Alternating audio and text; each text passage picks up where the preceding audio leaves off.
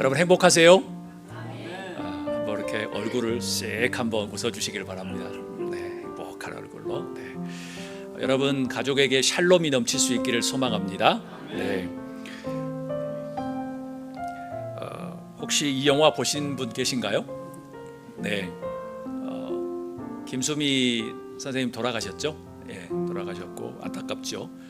가문의 영광, 그다음 가문의 위기, 가문의 부활, 그래도 또 한 번 더 가문의 영광 2도 나왔었죠. 되게 재밌게 보았던 것 같습니다. 있음직하면서도 코믹스러운, 김수미 선생님이 아주 재밌게 코믹스럽게 하면서 많이 재밌었던 것 같아요. 그 다음에 이 가문의 영광의 이 드라마 보신 적 있으신가요? 조금 되었었는데요. 그때 당시 한 28% 정도 시청률을 했던 그런 드라마입니다. 두 가문에 대한 이야기예요. 하씨문중의 종손 하만기 회장. 그 하만기 회장은 멸문한 가문의 수손이었어요. 그래서 낡은 족보 한 장 붙들고 살았던 하만기 회장의 가족이었죠. 근데 반면에 이천갑 회장, 그 사람은 부모복이 지지리도 없던 사람이에요. 그런데 고물상을 시작으로 해서 강남 땅을 사가지고 갑자기 벼락부자가 된 집이에요. 족보도 뿌리도 없는 인물이었죠. 하만기 회장은 그 멸문한 가문이었는데 그 아버지가 어렸을 때 자기에게 했던 이야기를 계속 머릿속에 생각을 해요. 이런 말이에요. 너는 귀한 사람이야. 너는 아주 귀해. 하늘에서 의미 없이 떨어진 존재가 없단다 라는 말을 했던 거예요. 근데 나이가 들면서도 그 말이 계속 잊혀지지 않는 거예요. 어렸을 때부터 아버지가 했던 말. 그 말 한마디가 그의 인생을 바꿔놓았지요.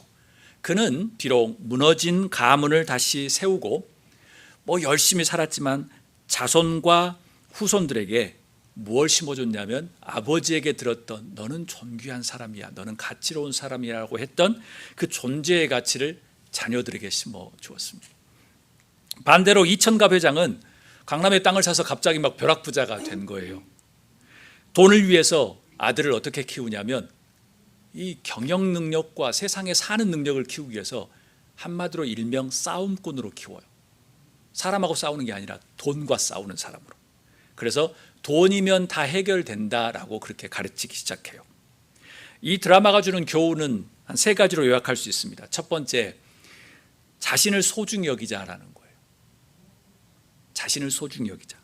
아무리 상처가 많고 부족한 사람일지라도 자신을 소중히 여기기 시작하다 보면 내 자신도 세워지지만 가문도 세워진다라는 교훈들. 그러니까 28%의 사람들이 보았겠죠. 두 번째, 너무 원한 맺고 살지 말자. 그 하만기 회장의 그 지론이 그거예요. 원한 맺지 말고 살자는 거예요.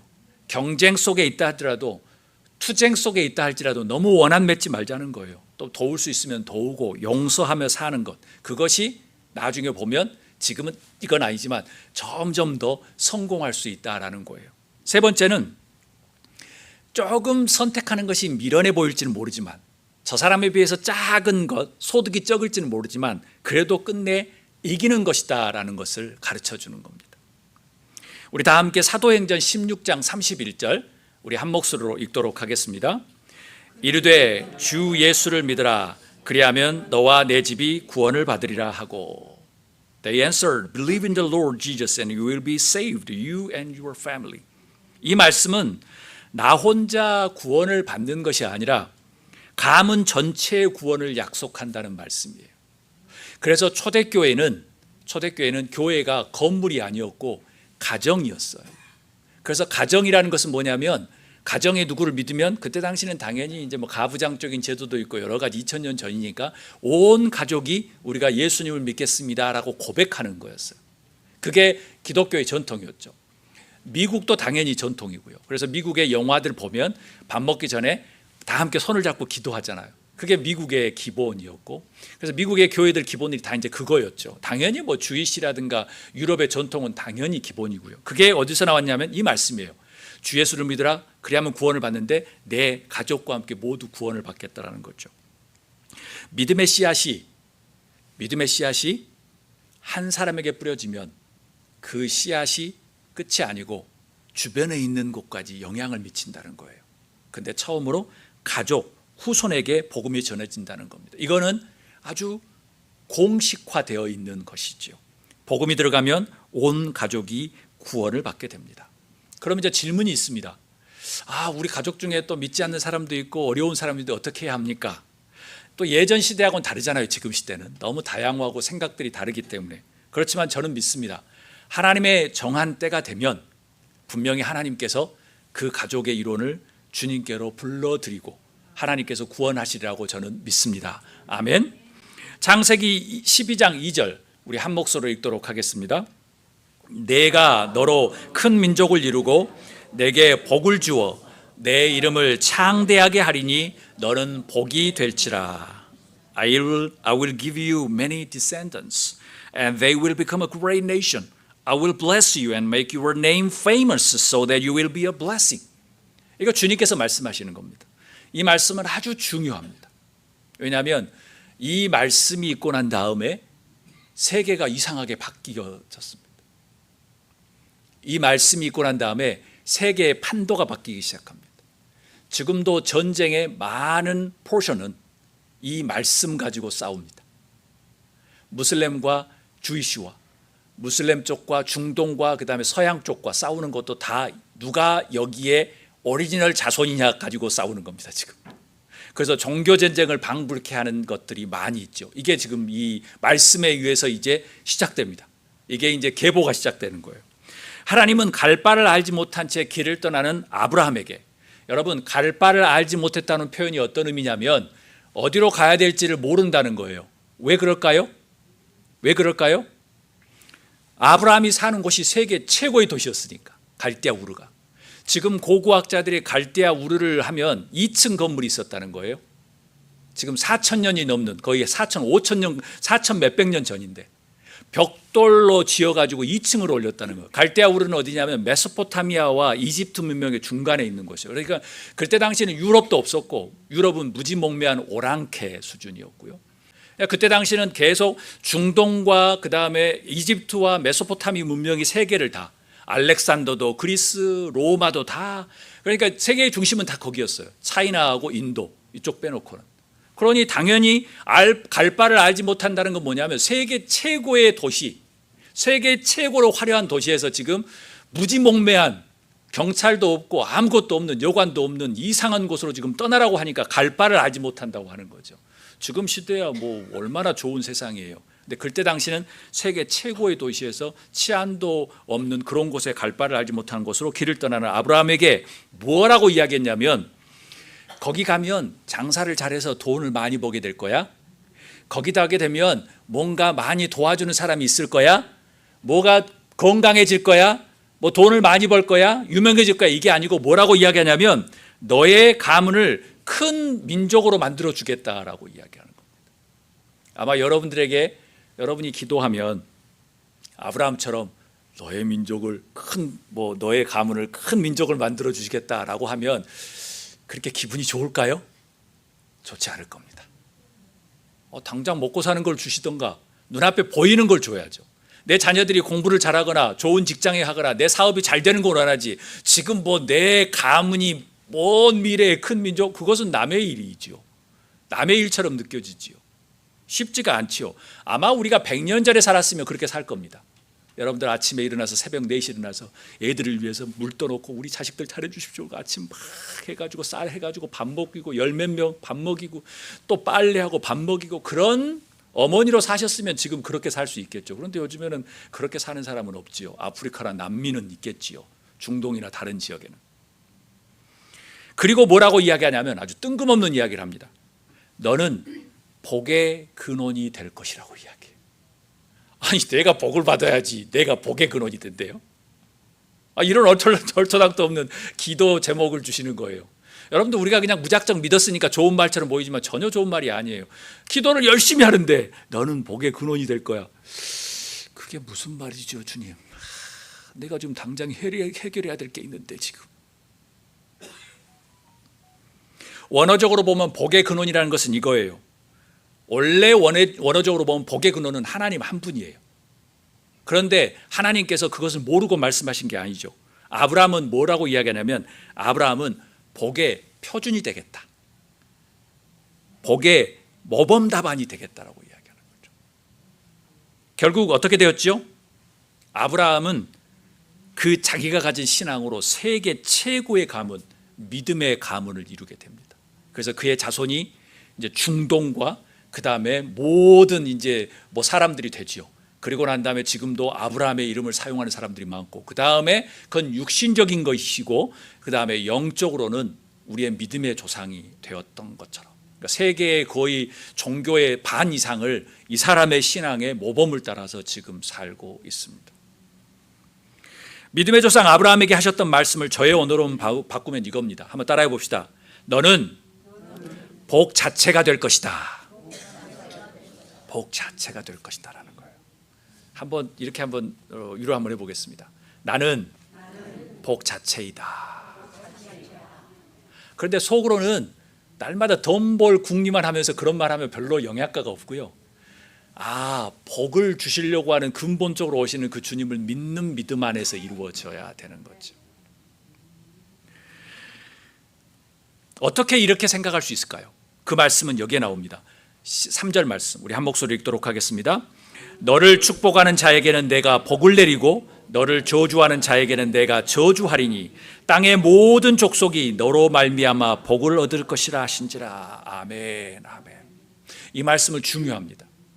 아브라함만이가 아니고요, 우리에게도 주신 것입니다.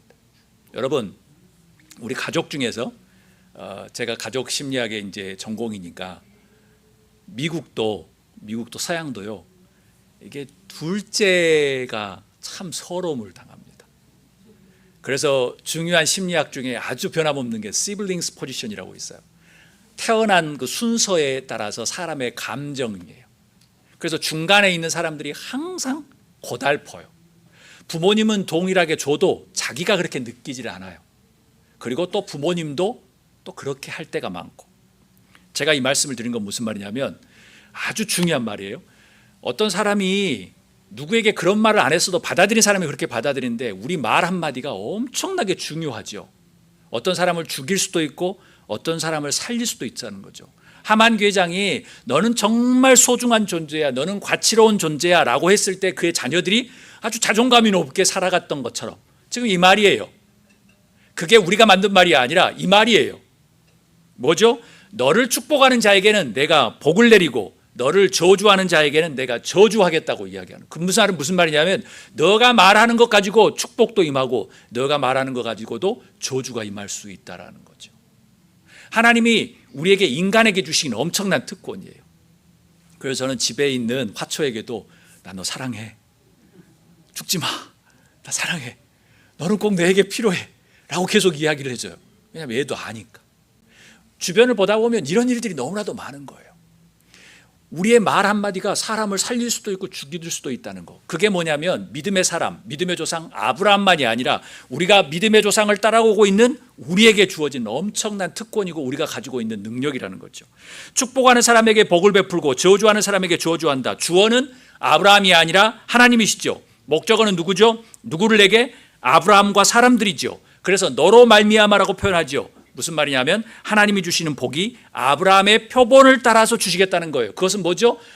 하나님의 복을 우리들을 통해서 주시겠다는 거죠. 믿음의 조상이니까. 사랑하는 여러분, 아브라함처럼 복의 롤 모델이 될 수 있기를 주의 이름으로 축복합니다. 여러분의 가족에게 복의 롤 모델이 되십시오. 그래서 축복하십시오. 여러분이 가진 영적인 권세가 엄청난 거예요. 그럼 우리는 어떻게 가문을 세워야 할까요? 어떤 가문을 세우기를 원하십니까? 우리 큰 목소리로 첫 번째 읽도록 하겠습니다. 신앙의 가문을 세우자. Let us build a family of faith. 세상에는 다양한 스타일이 존재해요. 아마 여러분들 안에도. 어떻게 아느냐? 내가 하루에 어떤 것을 많이 생각하느냐, 어떤 것을 많이 보느냐, 여러분의 단어 중에서 어떤 단어를 많이 사용하느냐에 따라서 여러분의 생각이 결론. 나는 날마다 돈, 주식, 운동. 날마다 카페에 가서 이바구. 아니면 날마다 불평. 아니면 우리 조카가 잘 됐다는 이야기, 우리 자녀가 잘 됐다는 이야기, 여러분의 그 단어에 따라서, 생각에 따라서 여러분의 지금 삶이 결정되고 있어요. 그러면 누가 아느냐? 여러분들이 자녀들이 알아요. 저 인간은 지금 저대로 살고 있구나. 우리 아버지는 이렇게 살고 있구나. 왜냐하면 자녀들은 멀티이기 때문에 아무것도 안 하는 것 같으면서도 다 알고 있어요. 하물며 강아지도 알걸요. 나를 위하는 건지 아닌지. 가문과 가문에도, 가족에게도 여러 가지 가치들과 전통이 존재해요. 돈을 위한 사람, 명예를 위한 사람, 권력 등등. 여러분은 어떻게 자녀들에게, 부모들에게 어떤 가치와 전통을 심어주고 있습니까? 하만규 회장처럼 그렇게 삽니까? 아니면 이천갑 회장처럼 삽니까? 신앙으로 가문을 세웠던 두 가문을 소개하려고 합니다. 1885년 어느 세미나에서 일본 선교사가 은자의 나라 The Hermit Kingdom 이라는 제목으로 열변을 토합니다. 그때 25세의 한 청년이 그 세미나에서 어떤 음성이 마음속에서 오는 것을 듣습니다. 왜 너는 그곳에 가지 않느냐? 그런데 그 청년은 인도 선교를 가기로 이미 정한 상태였습니다. 그리고 마지막 청빙 수락 편지를 우편함에 넣으려는 순간 신비한 음성이 자기를 스쳐갑니다.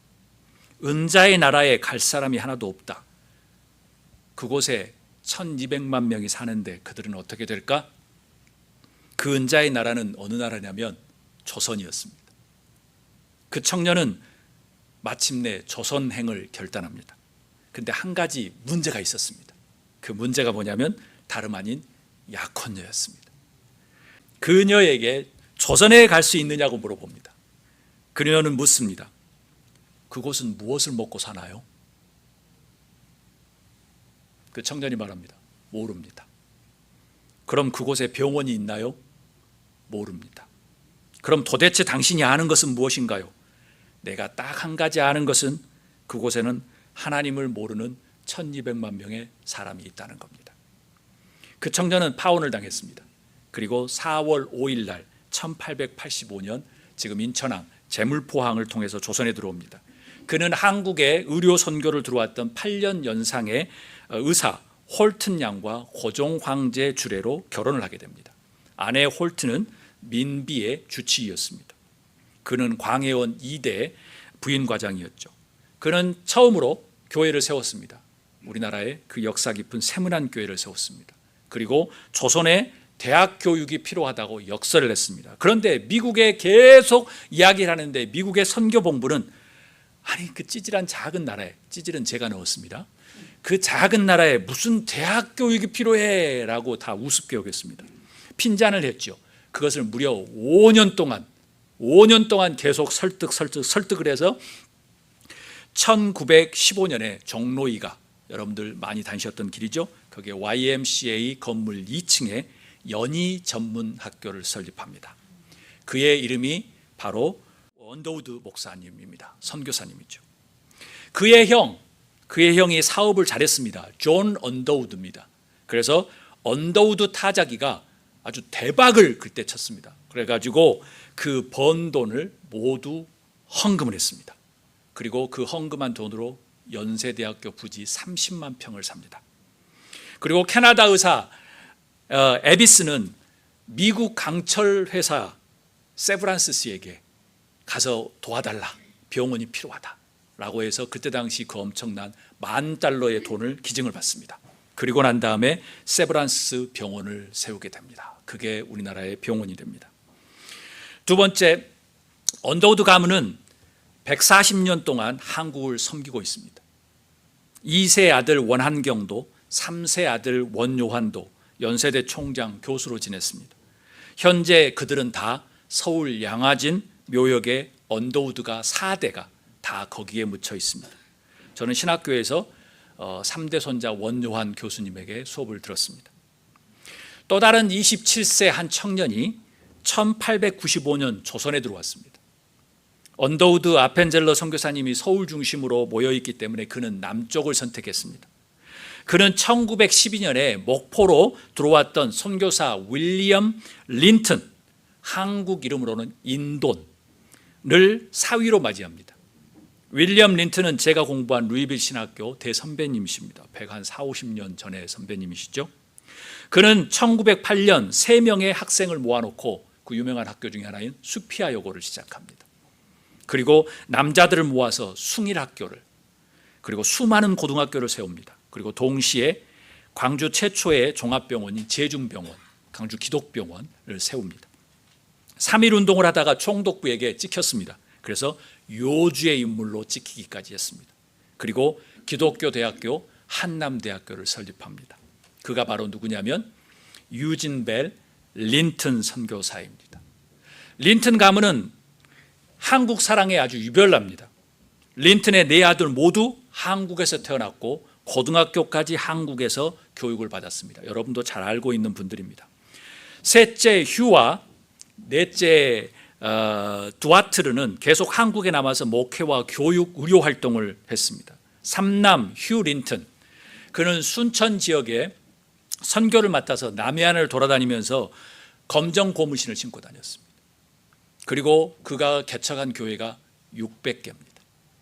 학교도 엄청납니다. 그래서 순천의 검정 고무신이라는 별명을 얻을 정도였습니다. 안타깝게도 교통사고로 숨졌지만 아버지의 죽음을 슬퍼하며 자녀들이 무엇을 만들었냐면 우리 대한민국 역사상 최초로 한국형 앰뷸런스를 만들어서 보급을 하기 시작합니다. 그의 부인 로이드 린튼, 한국명으로 인애자 여사입니다. 순천에서 최초로 결핵 재활원을 운영해서 30년 이상 결핵 퇴치 사업을 했습니다. 그래서 국민훈장 호암상도 받았지요. 그녀가 마지막 여생을 보낸 곳이 어디냐면 우리가 수련회를 갔던 블랙 마운틴, 노스캐롤라이나입니다. 2023년에 별세를 하셨습니다. 그래서 한인회에서 그분을 기념하는 모임들도 아마 미션 아가페에서도 다 하고 있습니다. 유골은 돌아가셨는데 지금 순천 결핵재활원 부지에 남편 옆에 안장되어 있습니다. 그게 그분의 유언이었습니다. 나는 다시 그곳으로 간다. 왜 산골에, 우리가 갔던 수련회 장소에 왜 산골에 조선의 그리스도인의 벗들이라고 하는 NGO가 있었는지 아시겠죠? 저분이 계셨기 때문에 그렇습니다. 그리고 거기는 수많은 한국의 선교사들, 그리고 그분들은 한복을 입으면서 한국 음식을 먹으면서 예배했던 그 선교사님들이 거기에 휴양지가 계셨기 때문에 블랙 마운틴 저희 수련회 장소가 있었습니다. 사남 두아이트는 미국에서 대학을 졸업하고 1952년 한국으로 돌아가 25년 동안 의료 봉사 활동을 했습니다. 그리고 제가 공부한 신학교에 학장을 지냈습니다. 삼남 휴 린튼은 맏아들 스티브, 인세반, 둘째 존, 한국인으로 인요한, 여러분 TV에서 많이 보시는 분입니다. 외증조부 유진벨 선교사의 한국 선교사역 100주년을 맞이해서 1995년에 유진벨 재단을 설립해서 북한에 결핵을 보급하는, 결핵을 퇴치하는 운동에, 그래서 북한에 17번 이상, 그리고 북한에 20만 명 이상의 결핵 환자들을 지원하고 있습니다. 언더우드 선교사님과 유진벨 선교사님의 신앙의 위산이 한 세대를 넘어 한국 나라 전체를 변화시킨 겁니다. 그때 당시에 이들이 만든 학교밖에 없었습니다. 우리 조선이 만들 수 있는 학교와 병원은 하나도 없었습니다. 이들이 다 만들었습니다. 교회와 학교와 병원은. 제가 또 언급하지 않는 수많은 선교사님들이 계시죠. 사랑하는 여러분, 여러분도 신앙의 가문을 세울 수 있기를 주님으로 축복합니다. 제가 여러분들에게 수없이 말씀드렸습니다. 이들은 의사이고 미국에서 다 학벌이 좋은 사람들입니다. 그렇지만 그들이 여기 살았다고 하면 그들 자손은 아마 맨하튼의 건물 몇 채는 가지고 있었겠지요. 그렇지만 그들은 한국을 투자하고 한국을 일으켜 세웠습니다. 이게 믿음의 엄청난 가문입니다. 신앙의 가문을 세울 수 있기를 주의 이름으로 축복합니다. 자손들에게 줄 수 있는 최고의 선물이 그게 은혜입니다. 내가 여기에 죽어도 내 남편에게 가서 묻혀야 되겠다라고 하는 얼마나 그 자긍심, 그 자랑스러움, 그 고매함, 아름다움이죠. 예배와 기도로 가문을 세우는 여러분이 되기를 주의 이름으로 축복합니다. 가문을 세우기 위해서 우리는 어떻게 해야 할까요? 한번 읽어볼까요? 큰 목소리로. 자신을 소중히 여기자라는 겁니다. 자신을 소중히 여기자는 거예요. 가문의 영광 드라마에서 하만기 회장의 아버지는 어린 그에게 너는 귀한 사람이야. 너는 정말 귀한 사람이야. 우리가 멸망해서 멸문한 가문이지만 너는 귀한 사람이야. 하늘에서 의미 없이 떨어진 존재가 아니란 말이야. 너는 귀한 사람이야 라고 말했다지요. 우리 다 함께 베드로전서 2장 9절 한 목소리 읽도록 하겠습니다. 너희는 택하신 족속이요 왕같은 제사장이요 거룩한 나라요 그의 소유된 백성이니. 주님께서 말씀하십니다. 여러분은 지금 택하신 족속이래요. 왕같은 제사장이래요. 거룩한 나라래요. 그의 소유가 된 백성이래요. 고린도전서 3장 16절에서 17절 우리 한 목소리 읽습니다. 너희는 너희가 하나님의 성전인 것과 하나님의 성령이 너희 안에 계신 것을 알지 못하느냐. 누구든지 하나님의 성전을 더럽히면 하나님이 그 사람을 멸하시리라. 하나님의 성전은 거룩하니 너희도 그러하니라. 아멘. 우리가 그만큼 귀중한 존재라는 거지. 내 자신을 소중하게 여기면 내가 살 수 있고, 그 다음에 내가 말하는 것으로 그 사람도 살 수 있고. 왜요? 나는 복의 표준이고 롤 모델이니까. 그만큼 귀중한 사람이라는 거예요. 성령은 뇌가 성령이 거하는 거룩한 처소라고 이야기하는 거죠. 여러분은 성령이 거하는 성전이라고 비유합니다. 택하신 족속이요 왕 같은 제사장이라고 말합니다. 여러분을 구원하시기 위해서 예수님께서 십자가에 돌아가셨습니다. 여러분 자신을 위해서. 나보다 잘난 사람을 위한 게 아니고요. 나보다 더 뛰어난 내 언니나 내 오빠나 내 동생을 위한 게 아니고요. 나를 위해서. 나를 위해서. 무엇보다 자신을 소중히 여기는 사람이 건강합니다. 여유가 있고요. 행복이 있고 감사가 넘칩니다. 그 사람이 사용하는 단어도 틀리고요. 생각하는 것도 틀립니다. 자신이 귀하고 소중하다고 여기는 사람이 가족과 타인도 소중히 여깁니다. 자연스러움입니다. 그래서 하나님을 사랑하는 사람은 이웃을 사랑할 수밖에 없습니다. 그게 따로 놀 수가 없습니다. 가족이 행복한 사람이 주변 사람에게도 행복하게 보입니다. 근데 돈이 많고 얼마 잘 나가고 엄청난 권세가 있어도 가족이 힘들면 당연히 인생이 쉽지가 않지요. 어려움을 겪을 수밖에 없지요. 만일 타인을 향해 부정적인 생각이 서서히 올라오고 있다라고 생각하면 내가 내 자신을 사랑하고 있지 않다라는 사인으로 하시면 됩니다. 그러면 곧 하나님이 내 안에 없다라는 증거와 마찬가지입니다. 언더우드 가문과 유진벨 린튼 가문은 자신들의 영혼이 얼마나 중요했으면 4대에 걸쳐서 한국을 위해서 헌신했을까요? 왜요? 그게 가치로운 일이라는 걸 알기 때문에, 사람을 살리는 것이라는 걸 알기 때문에. 죽어서도 한국에 묻히기를 원했을까요? 그들은 자신의 소명과 가족의 생명이 중요했기 때문에 가장 중요한 일에 목숨을 걸었습니다. 그래서 자녀들도 그렇게 키웠죠.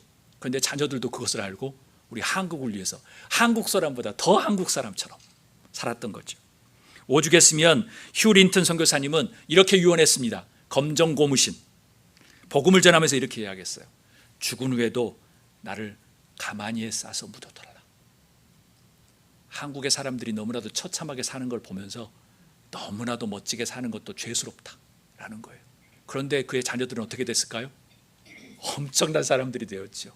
북한을 결핵을 돕는 20만 명, 30만 명을 돕고, 또 자기의 또 넷째 아들 요한은 연세대 또 의대 교수부터 해서 지금 이제 정치를 해서 왔다 갔다 하지만 그런 상황들까지 되었다는 거죠. 아버지가 했던 게 찌질이 궁상이 아니고요. 자식들에게는 그게 세상에 최고의 가치 있는 일이라는 것을 알았다는 겁니다. 말씀을 마칩니다. 신앙의 가문을 세우는, 그리고 기도하는 여러분이 될 수 있기를 주님으로 축복합니다. 여러분들 자녀들에게 모기장 하나씩 사는 것을 가르쳐 주세요. 슈박스를 가르쳐 주세요. 어려운 사람들에게 나누는 것을 가르쳐 주세요.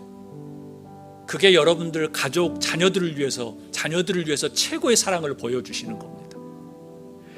풍족한 것, 그것을 한두 번의 생각이죠. 그 다음엔 다 잊어먹습니다. 그래서 여러분들 유튜브 보시면 알잖아요. 나이 들어서 하지 말아야 될 것, 유산 자녀들에게 빨리 주지 말 것. 왜요? 유산이 가면 다 잊어먹으니까. 인간이 가지고 있는 한계예요. 저라고 다를 것 같아요. 아마 저도 돈이 많으면 목회 안 할 것 같아요. 아마 저도 돈이 많으면 신앙생활 안 할 것 같아요. 먹고 살고 놀고 그러다가 나중에 몇 년 있다 죽겠죠. 몸이 안 좋아서 죽거나 하다가 죽거나. 여러분의 신앙이 후손에게 흘러가게 하십시오. 예배와 기도의 전통을 세워가십시오. 어려울 때마다 기도하는 모습을 보이게 하십시오. 그래야지 그들이 어려울 때 우리 아버지 엄마를 따라서 기도해야 되겠구나 라고 생각합니다. 여러분 자신을 소중하게 여기는 것은 전혀 이기적인 게 아닙니다. 왜요? 이마고 데이, 이마고 데이, 이미지 오브 갓, 하나님의 형상으로 여러분을 지으셨기 때문에 이기적인 게 아니라 하나님의 형상이 여러분 안에 있기 때문에 여러분 자신을 소중하게 여겨야 합니다. 그래야지 다른 사람도 소중하게 여길 수 있고 여러분의 자녀들도 소중하게 여길 수 있는 거예요. 왜냐하면 내가 중요하니까. 존귀한 나를 소중하게 지키는 여러분이 될 수 있기를 주의 이름으로 축복합니다.